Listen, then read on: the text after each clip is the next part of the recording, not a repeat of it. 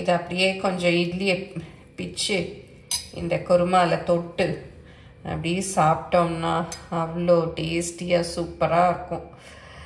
அவ்வளோ. Hi friends, welcome to Annam's recipes. இன்னைக்கு இந்த வீடியோவில் கருப்பு கொண்டக்கடலையை வச்சு குருமா எப்படி செய்யலான்னு பார்ப்போம். இது செய்யறது ரொம்ப ஈஸி தான். தேவையான பொருட்களும் எல்லாமே வீட்டில் இருக்கக்கூடியது தான். அதுவும் இல்லாமல் இது ப்ரோட்டீன் நிறையா இருக்கிறதுனால அடிக்கடி இந்த கொண்டக்கடலையெல்லாம் நம்ம சாப்பாட்டில் சேர்த்துக்கிட்டோம்னா உடம்புக்கு ரொம்ப ப்ரோட்டீன் சத்து கிடைக்கும். வாங்க இப்போ எப்படி செய்யலான்னு பார்ப்போம். எங்கள் ப்ராடக்ட்ஸ் எல்லாம் யூடியூப்பில் கமெண்ட்ஸ்க்கு கீழே வந்துட்டுருக்கு. அதில் போய் கிளிக் பண்ணிங்கன்னா அதோட ரேட்டு டீட்டெயில்ஸ் எல்லாமே இருக்கும். அதை கிளிக் பண்ணி நீங்கள் வேணுங்கிற பொருளை ஆர்டர் பண்ணி வாங்கிக்கலாம். கொண்டக்கடலையை நைட் ஃபுல்லும் இந்த மாதிரி ஊற வச்சுக்கணும். நல்லா ஒரு 10 மணி நேரம் ஊறினா தான் நல்லா வேகும். இப்போ இதை குக்கரில் போட்டு வேக வச்சுக்கலாம். இதை நான் நல்லா வாஷ் பண்ணிட்டு தான் வச்சுருக்கேன். இந்த கடலை முங்குற அளவுக்கு தண்ணி ஊற்றிக்கலாம். இதுக்கு தேவையான உப்பு போட்டு நல்லா ஒரு 3 விசில் வேக விட்டுறலாம். இப்போ குக்கரை மூடி 3 விசில் விட்டுறலாம்.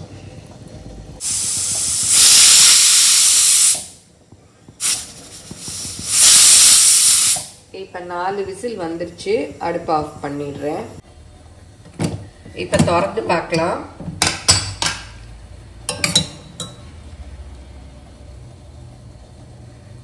கொஞ்சம் ரொம்ப சாஃப்டாக இல்லை, கொஞ்சம் இதுவாக தான் இருக்குது. 4 விசில் விட்டேன்.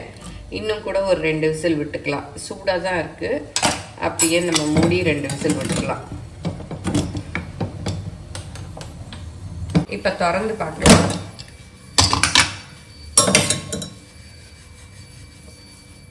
இப்போ நல்லா வெந்துருச்சு.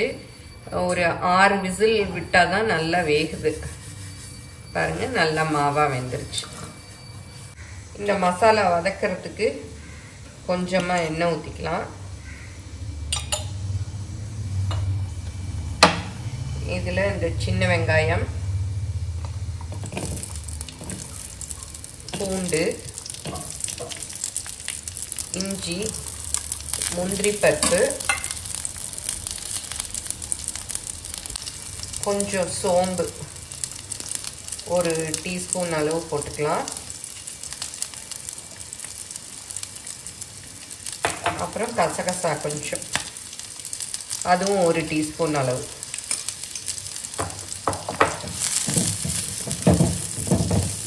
இது நல்லா கொஞ்சம் அப்படியே மிக்ஸ் பண்ணி விட்டுட்டு தேங்காய் கொஞ்சம் ஒரு 1/4 கப் அளவு போட்டுக்கலாம்.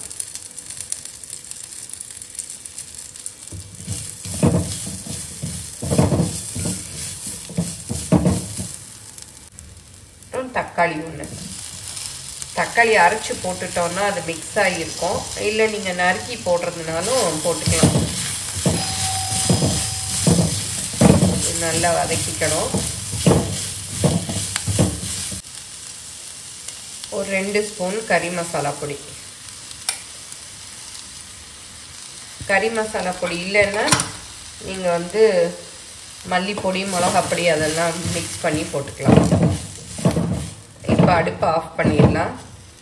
இப்போ நல்லா ஆறிடுச்சு. இதை மிக்சியில் போட்டு அரைச்சிக்கலாம்.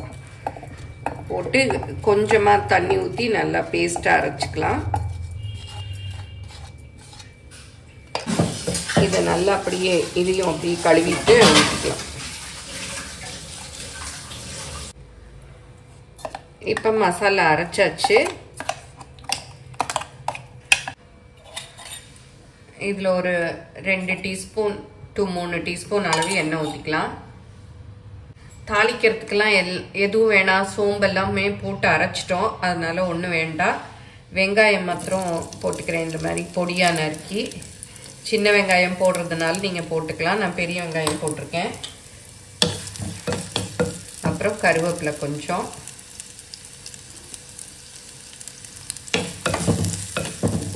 இது கொஞ்சம் வதங்கினதும் தக்காளி போட்டுக்கலாம். தக்காளி கொஞ்சம் தான் வச்சுருக்கேன், ஏன்னா நம்ம அரைக்கிறச்சே சேர்த்து அரைச்சிட்டோம்.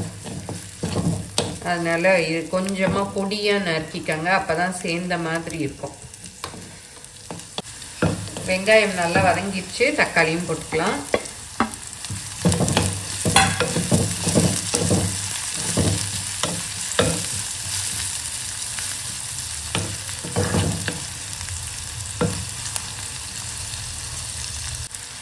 இப்போ தக்காளியும் நல்லா வதங்கிடுச்சு. இந்த அரைச்ச பேஸ்ட்டை போட்டுக்கலாம்.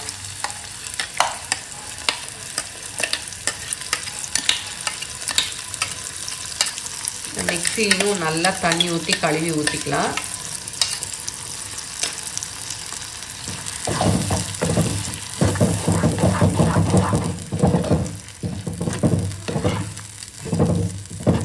இது ஏற்கனவே வதக்கிட்டோம், சும்மா ஒரு மிக்ஸ் கொடுத்து ஒரு 2 நிமிஷம் வதக்கினா போதும். இப்போ வேக வச்ச இந்த கொண்டக்கடலையை சேர்த்துக்கலாம்.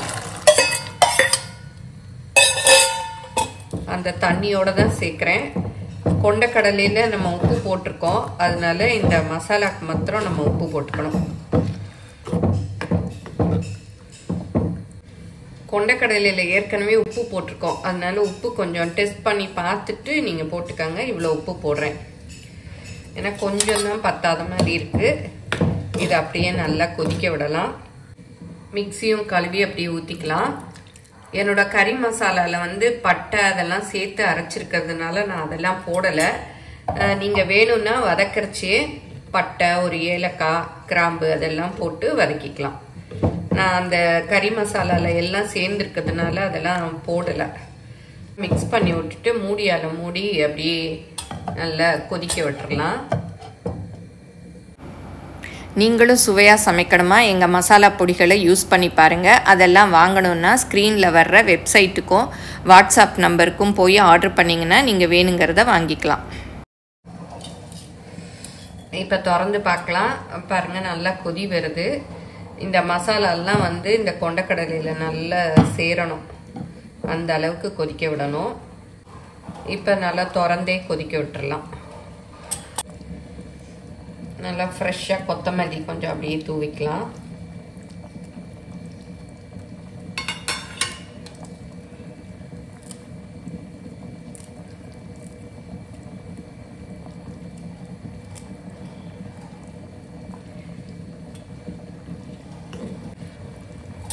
இப்போ நல்லா கொதி வந்துருச்சு, நல்லா கொண்டக்கடலையிலையும் சேர்ந்துருச்சு. அடுப்பை வந்து ஆஃப் பண்ணிடலாம்.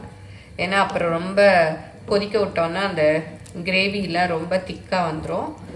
இந்த அளவு இருந்தால் தான் நமக்கு வந்து சாதம், இட்லி, தோசை எது கூட வேணாலும் தொட்டு சாப்பிட்லாம். சூப்பராக இருக்கும், எல்லாத்துக்குமே சூட் ஆகும். புட்டுக்கு கூட சாப்பிட்லாம்.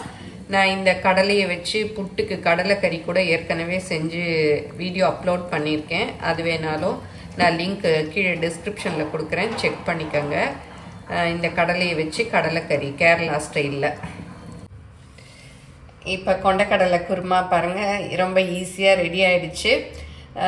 இதை வந்து நான் இன்னைக்கு இட்லியோட சர்வ் பண்ணியிருக்கேன். நீங்கள் தோசை, ஆப்பம், ஆப்பத்துக்கெல்லாம் சூப்பராக இருக்கும். ஆப்பம், இடியாப்பம் எது கூட வேணாலும், பூரி, சப்பாத்தி எல்லாத்துக்குமே சூப்பராக இருக்கும்.